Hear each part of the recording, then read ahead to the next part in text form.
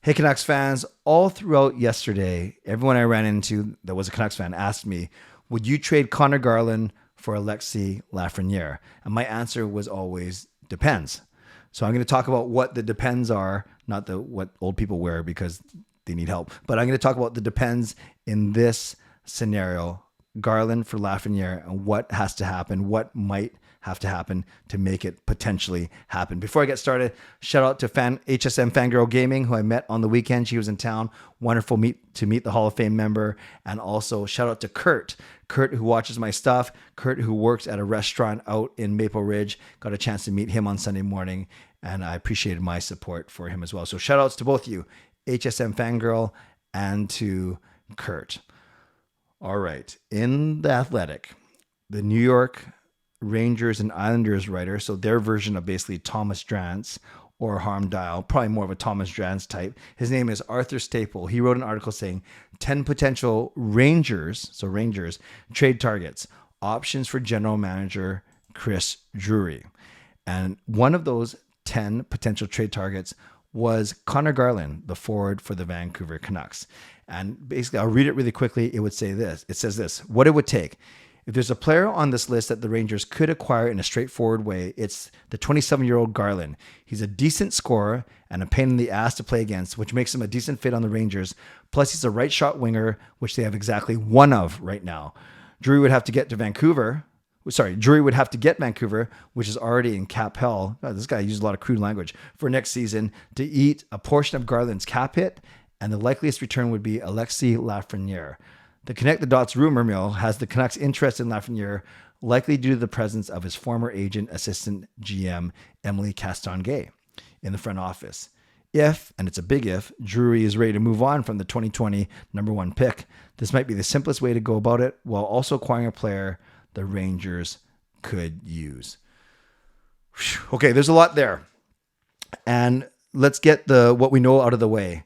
Alexis Lafreniere is a 2020 first-round draft pick, so he's coming off his 3-year ELC right now. He's played 3 seasons in the NHL.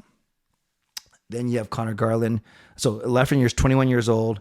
Conor Garland is 27 years old. So Garland has got 20. Lafreniere, by the way, he turns 22 in October, whereas Garland is 27 right now, and he's already turned 27 in March. So he's 5.5 years older than Alexis Lafreniere.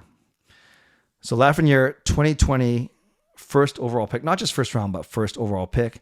Conor Garland drafted much earlier than that, 2015. So 5 years. There's the 5.5 years difference in the 5th round. So a decent steal, decent find in the 5th round for Arizona at the time. Now, the reason why we know on this channel, we've been talking about Conor Garland quite a bit. He's part of the big 5 that everyone seems to talk about as somehow moving off of some of these players to make more cap space for the Vancouver Canucks so they can get active in the trade market. And of those 5 players, we talk about the 3 forwards, Garland, Beauvillier, Besser, and then the 2 defensemen, OEL and Myers. Let's not talk about a buyout right now because I don't think that's the way to go. I don't think they have the appetite to do that, but it is the easiest way to clear money immediately. You can go a 3-way trade like Columbus, Philly, and LA did to free up some cap space and get assets, load up whatever you're doing, depending on which team you are of those 3. But in the Vancouver Canucks situation, Conor Garland is likely, I'd say Beauvillier and Garland seem easier to move than Besser. I've talked about that on the channel before, and we've talked about how prohibitive OEL's contract is, and Myers is not going to be able to be moved until he gets paid that big bonus in September. So really, Conor Garland might be the quote easiest to move along with Beauvillier. Garland, we know, has 3 more years left on a $4.95 million contract. So let's just call him a $5 million player for 3 more seasons. Whereas Alexis Lafreniere, like I said, is coming off his 3-year ELC. So he's going to be an RFA, of course, and he is in line for a new contract. What's that new contract going to be? Who knows? Does he take more of a show me deal, a 1 or 2 year contract? Does he go long term already? Probably not. I don't think the Rangers are ready to make that commitment. Or is it somewhere in the middle like a 3-year deal, not a 4-year deal to walk him to UFA, but another maybe a 3-year deal max. And what does he want? Does he want $4 million? Does he want $5 million because of his pedigree? His production seems to be more like a $3 or $3.5 million player, and we'll talk about that in a second. So, what is Lafreniere's production? Well, he's the big left winger. Well, is he big? Yeah, he's not bad. 6'1", 195. Okay, average. But he has seen a progression in his career. In his rookie season, played 56 games, 21 points. So that's about a 0.39 points per game. Then he moved up to slightly higher than that the next season. So he went 21 in 56. Then he went 31 in 79. And then he improved on that with his last season when he went 39 in 81. So basically 0.5 points per game player in his third year in the league. I know a lot of people point to his playoff stats and his playoff performance, which is really, he didn't have a playoff performance in 7 games this season, 0s straight across. It's not great. No points, no penalty minutes, and then he had 9 shots on goal only in 7 games, which isn't a lot. But I'm not gonna rag on a 21-year-old's playoff performance just yet. Now, I know a lot of people are saying, well, this guy's a first overall pick. Is he a bust yet? I wouldn't say he's a bust. I think it's a 21-year-old. It's way too early to call a bust. Sure, he hasn't had the same impact as, say, other number 1 picks have had so far, but you can't call him a bust when he's only played 3 full seasons, or not even 3 full seasons, 2.5 full seasons, basically 3 seasons. Now, I do like his progression. He's basically at 0.5 points per game, and he's playing behind some really talented forwards in New York, especially after the trade deadline. So you can see why he maybe didn't get a chance to flourish as much as he wanted to, and maybe he does want a fresh start. Coming back the other way, Conor Garland, we know a lot about his play. We know he's a good 5-on-5 player. We know he looks busy on the ice. He doesn't always he's not always the most effective player, nor the most efficient player, but he has been a decent player.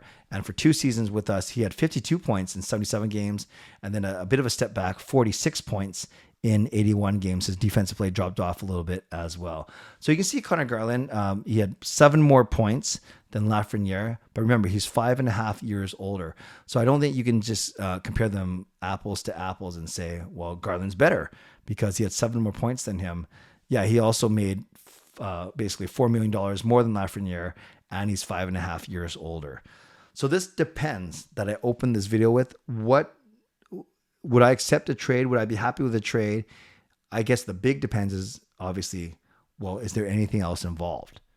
If it was straight up Lafreniere for Garland, I make that deal because I don't think Lafreniere is going to make 4.95 on his next contract. So I make that deal, and I think you put him on the wing of Pettersson or Miller. I think he gets more than 40 points this season for sure. He's got to.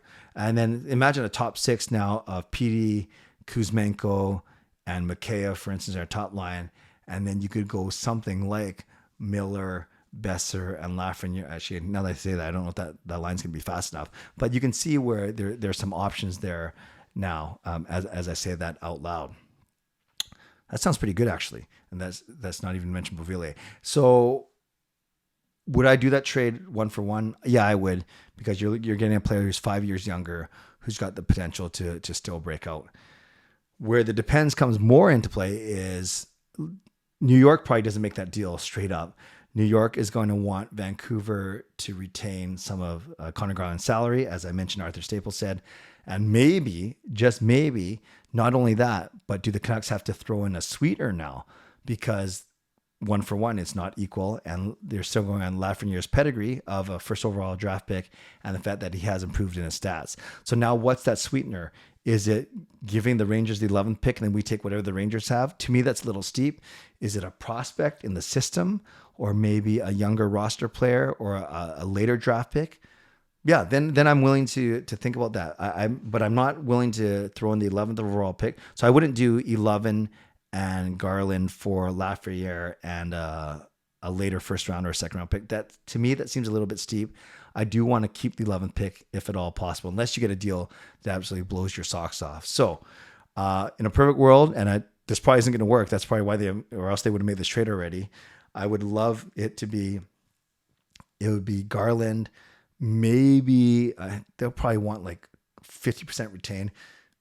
I don't want to retain that much salary, but do you do Garland at a retained salary that's less than 50% plus a prospect or a later round pick or mid round pick for Lafreniere? Then I think because one for one, you're going to have to add more to the Garland side to make it equal, because the Rangers certainly aren't making that deal straight up. So yeah, I know this is kind of a sit on the fence video, but I want to address why that rumor is out there, how it might work for both teams, but how realistically the Canucks are likely going to have to add to make this trade work. And the biggest question overall, and I know it's hard to do without absolutes, is would you do it? What would it take for you to pull the trigger on this deal from a Canucks standpoint? And let's be realistic. Because I don't think it's realistic to expect it to be one for one. I think the Canucks are going to have to throw in something, whether it's retaining salary and or sweeteners. But to you, tell me what's realistic to you, and what do you think would have to happen to make this trade desirable from both sides? Leave in the comments below. I'd love to read, react, reply to the best of my ability. Shout out to my sponsors, Van City Experts Real Estate and Perform Transform Personal Training and Weight Loss. Thank you, legendary Lucas Gates, legendary Carol Bovenlander, legendary Andrew Chang, Hall of Fame and franchise members as well. And thanks to all of you for supporting me and watching these videos. Always appreciate you. Never take you for granted. On your way out, subscribe, like the video, leave a donation, become a member, upgrade your membership. Leave a comment down below. I'd love to read, react, and reply your reaction to this video and this rumor.